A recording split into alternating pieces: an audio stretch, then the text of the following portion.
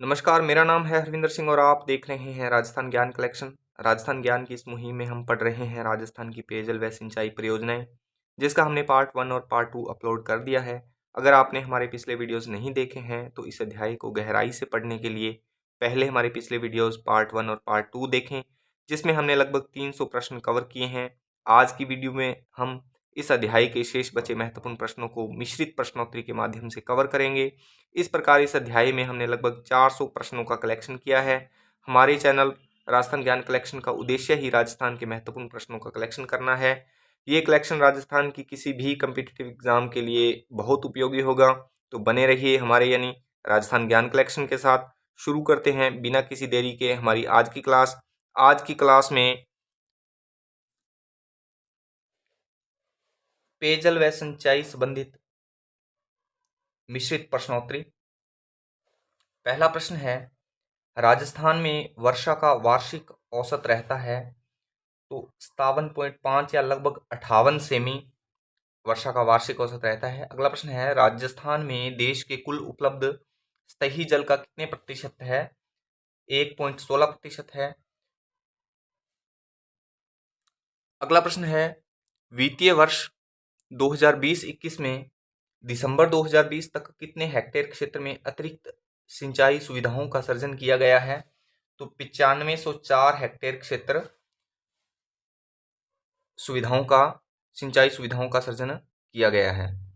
Next है, माननीय मुख्यमंत्री महोदय द्वारा किस बजट में राज्य के बड़े बांधों के जीर्णोद्धार व आधुनिकीकरण व सुरक्षा प्रबंधन हेतु 965 करोड़ रुपए की परियोजना आरंभ करने की घोषणा की है? तो यह बजट 2020-21 में योजना का नाम है बांध पुनर्वास और सुधार परियोजना।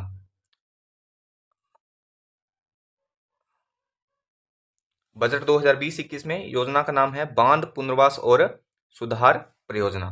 अगला प्रश्न है, राष्ट्रीय जल विज्ञान परियोजना के अंतर्गत वर्ष 2020 में राज्य को कौन सा स्थान प्राप्त हुआ है? तो यह दूसरा स्थान प्राप्त हुआ है। अगला प्रश्न है,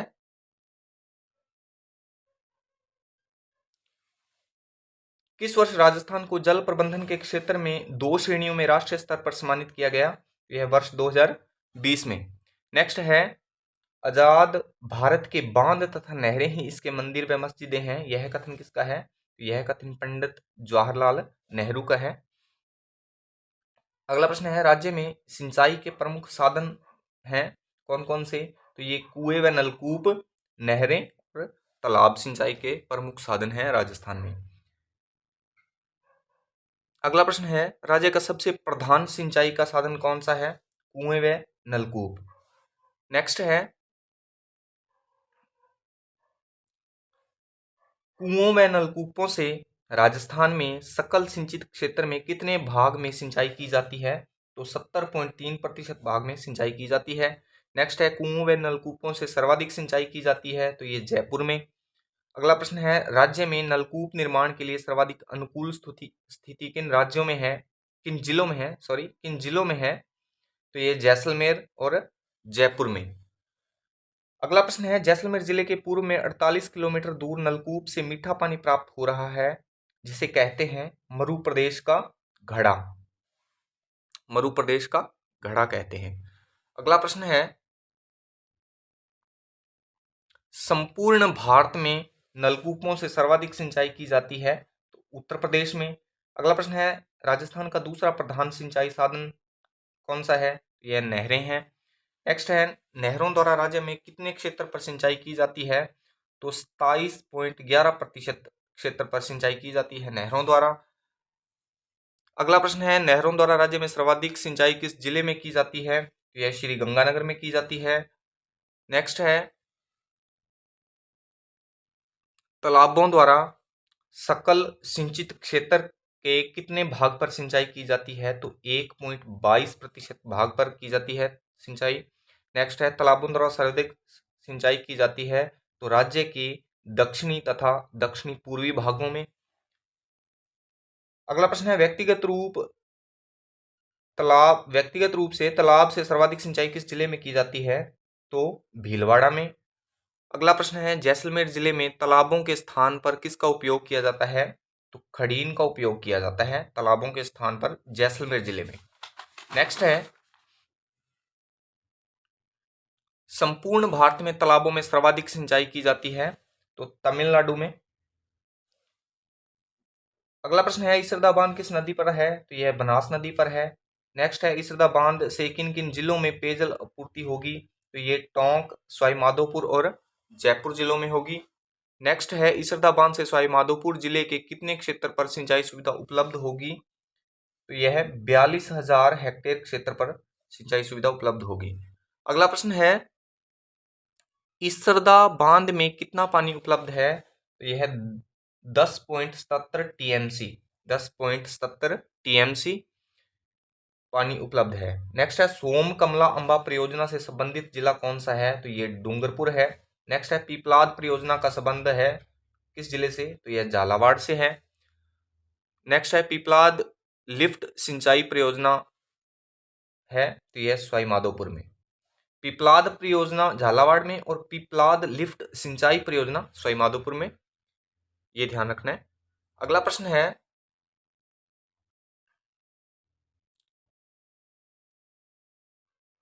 लहासी और अंधेरी परियोजना से संबंधित जिला कौन सा है तो यह बारां है।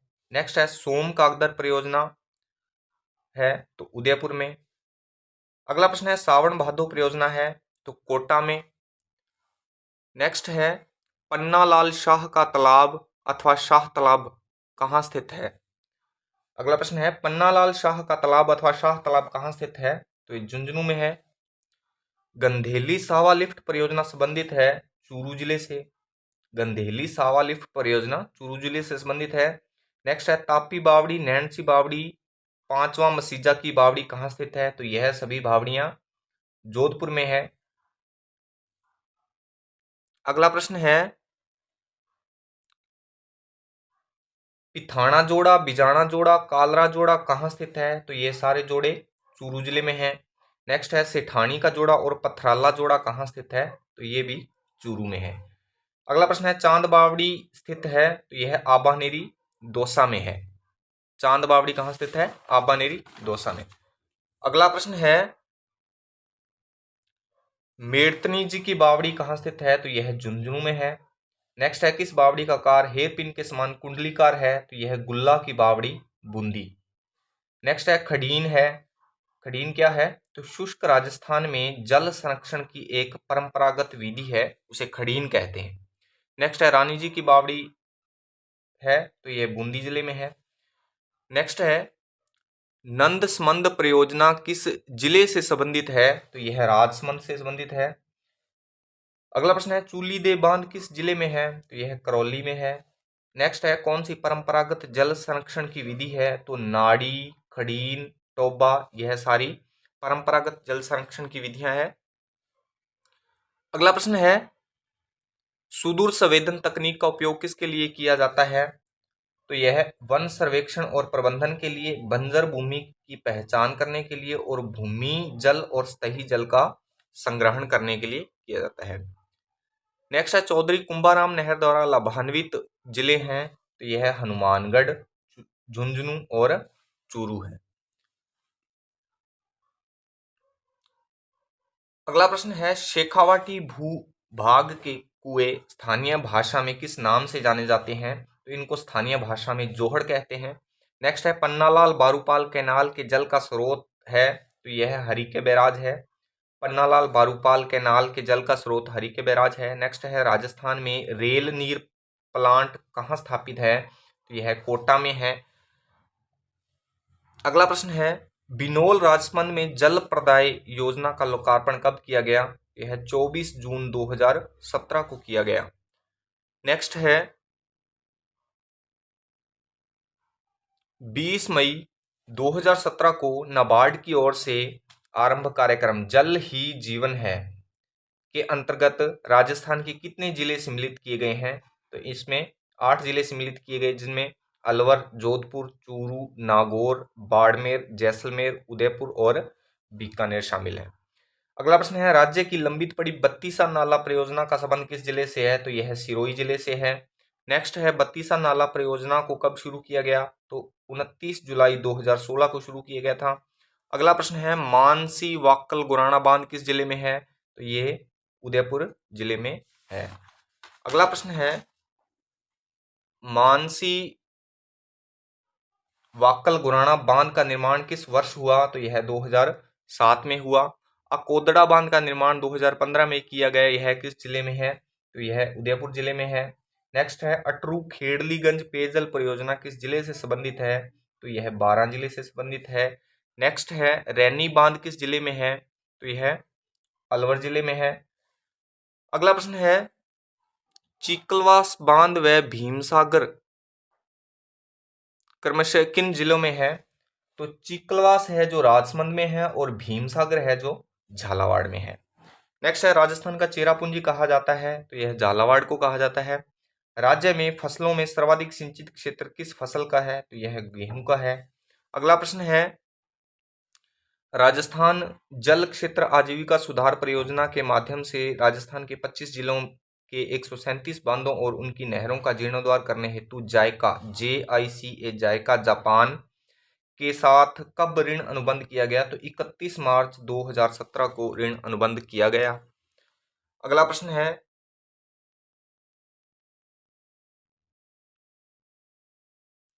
घुंघरू पद्धति किससे संबंधित है? तो पानी को संग्रहित करने से घुंघरू पद्धति संबंधित है। नेक्स्ट है राज्य में पहली बार किस ऊर्जा पर आधारित नलकूपों की स्थापना की गई? तो सौर ऊर्जा पर आधारित।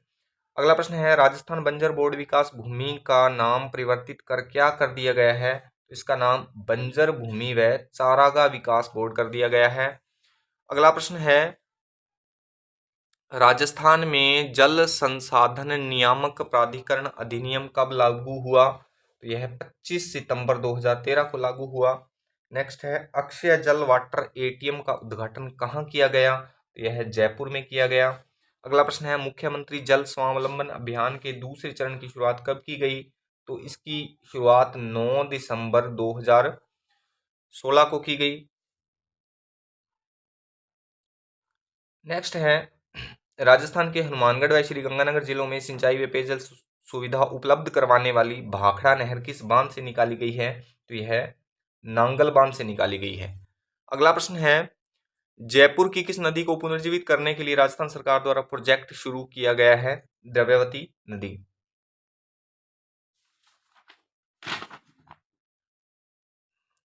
अगला प्रश्न है राजस्थान नदी बेसिन व जल संसाधन योजना विधेयक 2015 विधानसभा में कब पारित किया गया? तो यह 8 अप्रैल 2015 को पारित किया गया। नेक्स्ट है रेवा पेयजल परियोजना का लोकार्पण कब किया गया?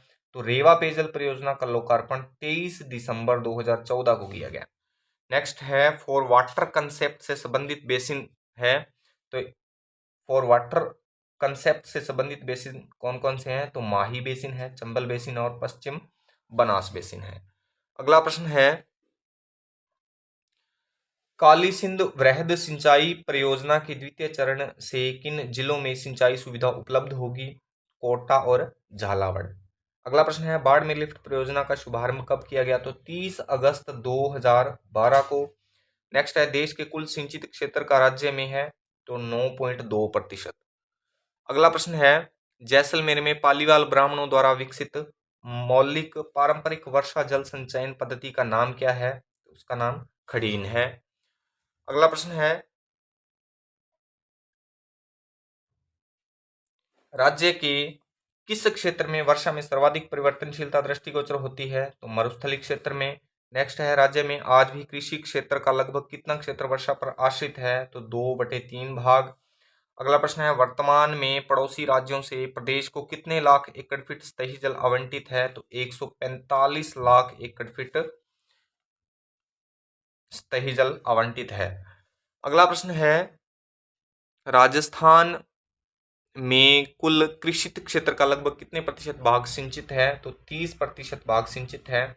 नेक्स्ट है तकली सिंचाई परियोजना किस जिले से संबंधित है? तो कोटा जिले से संबंधित है।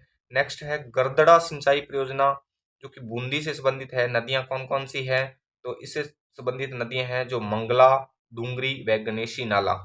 गरदड़ा सिंचाई परियोजना बूंदी में है, इससे संबंधित नदियां मंगला, डूंगरी व गणेशी नाला है। अगला प्रश्न है वर्ष 2014 में प्रथम नदी संपर्क परियोजना कौन सी है? तो यह केन बेतवा नदी संपर्क योजना है। अगला प्रश्न है, राज्य में सर्वाधिक तालाब किस जिले में है? तो सर्वाधिक तालाब भीलवाड़ा जिले में है। नेक्स्ट है, राज्य में कुल सिंचित क्षेत्रफल के आधार पर न्यूनतम सिंचित क्षेत्र किस जिले में है? तो यह है राजसमंद में है। नेक्स्ट है, राज्य में सर्वाधिक सकल सिंचित क्षेत्रफल किस जिले में है? तो श्री गंगानगर में। सकल सिंचित क्षेत्रफल श्री गंगानगर जिले में है। अगला प्रश्न है, हाइड्रोलॉजी एंड वाटर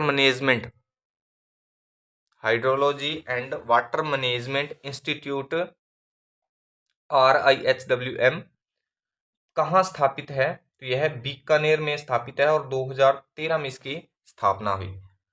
नेक्स्ट है, जालीपुरा जलोत्थान सिंचाई परियोजना का संबंध किस जिले से है? तो यह कोटा से है। नेक्स्ट है, सेम क्या है? खेतों में जलमग्नता से उत्पन्न समस्या सेम कहलाती है। नेक्स्ट है, अडवाण बांध किस नदी पर है? तो यह मानसी नदी पर है, शाहपुरा भीलवाड़ा में।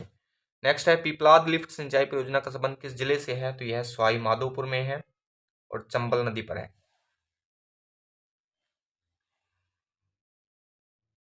अगला प्रश्न है, उदयपुर जिले के आदिवासी क्षेत्रों को सिंचाई सुविधाएं उपलब्ध करवाने हेतु कौन सी परियोजना प्रारंभ की गई? तो यह सोम कागदर सिंचाई परियोजना। नेक्स्ट है, राजस्थान में वर्तमान में सबसे लंबी जल सुरंग कौन सी है? तो मानसी वाकल सुरंग 4.6 किलोमीटर। नेक्स्ट है, उरई बांध परियोजना का संबंध किस जिले से है? तो यह चित्तौड़गढ़ जिले से है। अगला प्रश्न है, बनास की सहायक नदी मोरेल नदी पर मोरेल बांध से लाभान्वित जिले हैं कौन कौन से? तो यह दौसा और सवाई माधोपुर है। नेक्स्ट है, मोरेल बांध परियोजना स्थित है दौसा की लालसोट तहसील में। अगला प्रश्न है, गंभीरी नदी सिंचाई परियोजना संबंधित है चित्तौड़गढ़ से। नेक्स्ट है, बिलास सिंचाई परियोजना संबंधित है बारां से। अगला प्रश्न है,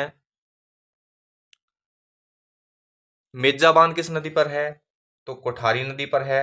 मेजा बांध कोठारी नदी पर है। नेक्स्ट है, कोटा जिले की हरिश्चंद्र सागर बांध परियोजना किस नदी पर निर्मित है? तो काली सिंध नदी पर निर्मित है।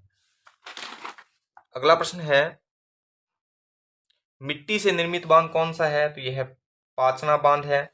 पाचना बांध से लाभान्वित जिले हैं करौली, सवाई माधोपुर और बयाना भरतपुर। नेक्स्ट है, टोरडी सागर बांध से लाभान्वित जिला कौन सा है? तो यह टोंक है। अगला प्रश्न है, मोरा सागर बांध से संबंधित जिला कौन सा है? तो मोरा सागर बांध से संबंधित जिला सवाई माधोपुर है। अगला प्रश्न है, पार्वती बांध किस जिले में है? तो पार्वती बांध है जो धौलपुर जिले में है। अगला प्रश्न है, पश्चिमी बनास सिंचाई परियोजना स्थित है स्वरूपगंज पिंडवाड़ा तहसील सिरोही में। नेक्स्ट है, गुड्डा सिंचाई परियोजना किस जिले में है? तो यह बूंदी में मेज नदी पर है। गुड्डा सिंचाई परियोजना बूंदी में मेज नदी पर है। नेक्स्ट है, जोधपुर के किस बांध को जसवंत सागर बांध भी कहा जाता है? तो पिच्याक बांध को जसवंत सागर बांध भी कहा जाता है जो जोधपुर में है। अगला प्रश्न है, जयसमंद बांध कहाँ स्थित है? तो यह लिवारी व बलाना गांवों के बीच अलवर में स्थित है। अगला प्रश्न है, जयसमंद बांध का निर्माण कब किया गया? तो यह सन 1910 में किया गया। नेक्स्ट है, राष्ट्रीय गन्ना पक्षी विहार को किस बांध से पानी उपलब्ध करवाया जाता है? तो अजान बांध जो कि भरतपुर में है गंभीरी नदी पर से पानी उपलब्ध करवाया जाता है राष्ट्रीय गन्ना पक्षी विहार को। अगला प्रश्न है, राजस्थान में उपलब्ध एवं संभावित जल संसाधनों के प्रभावपूर्ण उपयोग व विकास के उद्देश्य से राजस्थान राज्य जल विकास निगम की स्थापना कब की गई? तो यह सन 1984 में की गई। अगला प्रश्न है, राजस्थान राज्य जल विकास निगम का मुख्यालय है तो यह जयपुर में है। नेक्स्ट है, देवास द्वितीय परियोजना का नामकरण किया गया मोहनलाल सुखाड़िया के नाम पर।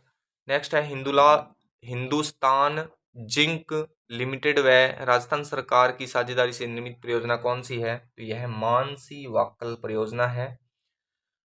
अगला प्रश्न है, भारत का सर्वाधिक फ्लोराइड प्रभावित राज्य कौन सा है? तो यह राजस्थान है। नेक्स्ट है, अधिक फ्लोराइड वाले पेयजल के कारण कौन सा रोग हो जाता है? तो यह दांतों व हड्डियों का फ्लोरोसिस हो जाता है अधिक फ्लोराइड वाले पेयजल के कारण। नेक्स्ट है, देश में फ्लोराइड प्रभावित गांवों में राजस्थान के कितने प्रतिशत गांव हैं? तो 44% गांव हैं। नेक्स्ट है, राज्य की नवीनतम जल नीति कब स्वीकृत हुई? तो 17 फरवरी 2010 को। अगला प्रश्न है, एकीकृत जल ग्रहण प्रबंधन परियोजना के अंतर्गत केंद्र व राज्य सरकार की वित्तीय भागीदारी का अनुपात कितना है? तो 90-10 का है। नेक्स्ट है, राष्ट्रीय जल ग्रहण विकास परियोजना जो कि जनवरी 2001 को प्रारंभ की गई व 31 मार्च 2013 को समाप्त कर दी गई, कितने जिलों में क्रियान्वित हो रही थी? तो यह 21 जिलों में क्रियान्वित हो रही थी। नेक्स्ट है, मरु विकास कार्यक्रम जो कि अब समाप्त कर दिया गया है, में केंद्र व राज्य सरकार की आर्थिक भागीदारी का अनुपात कितना था? तो इसमें केंद्र का 75% और राज्य का 25% हिस्सेदारी थी। नेक्स्ट है, राज्य का सिंचाई प्रबंधन व प्रशिक्षण संस्थान IMTI कहाँ स्थित है? तो यह कोटा में स्थित है। अगला प्रश्न है, राज्य के कुल भौगोलिक क्षेत्र में बंजर भूमि का प्रतिशत कितना है? तो यह 29.64% है। नेक्स्ट है, राजीव गांधी जल विकास व संरक्षण मिशन को कब पुनर्गठित किया गया? तो 19 जनवरी 2010 को किया गया। नेक्स्ट है, बंजर भूमि की समस्या के समाधान हेतु बंजर भूमि विकास निगम की स्थापना कब की गई? तो 1985 में की गई। अगला प्रश्न है, राजस्थान में सेक्टर रिफॉर्म परियोजना किन जिलों में प्रारंभ की गई? तो यह अलवर, जयपुर, सीकर और राजसमंद में की गई। अगला प्रश्न है, इंजीनियर दिवस कब मनाया जाता है? तो इंजीनियर दिवस है जो 15 सितंबर को मनाया जाता है। नेक्स्ट है, किसकी जयंती पर इंजीनियर दिवस मनाया जाता है? तो यह राजेंद्र सिंह जो कि मैग्सेसे पुरस्कार विजेता हैं, उनकी जयंती पर मनाया जाता है। अगला प्रश्न है, सुजलाम परियोजना का संचालन किस जिले में हो रहा है? तो यह बाड़मेर जिले में हो रहा है। नेक्स्ट है, नेशनल इंस्टीट्यूट ऑफ हाइड्रोलॉजी कहाँ स्थापित है? तो यह रुड़की में स्थापित है और दिसंबर 1978 में इसकी स्थापना की गई।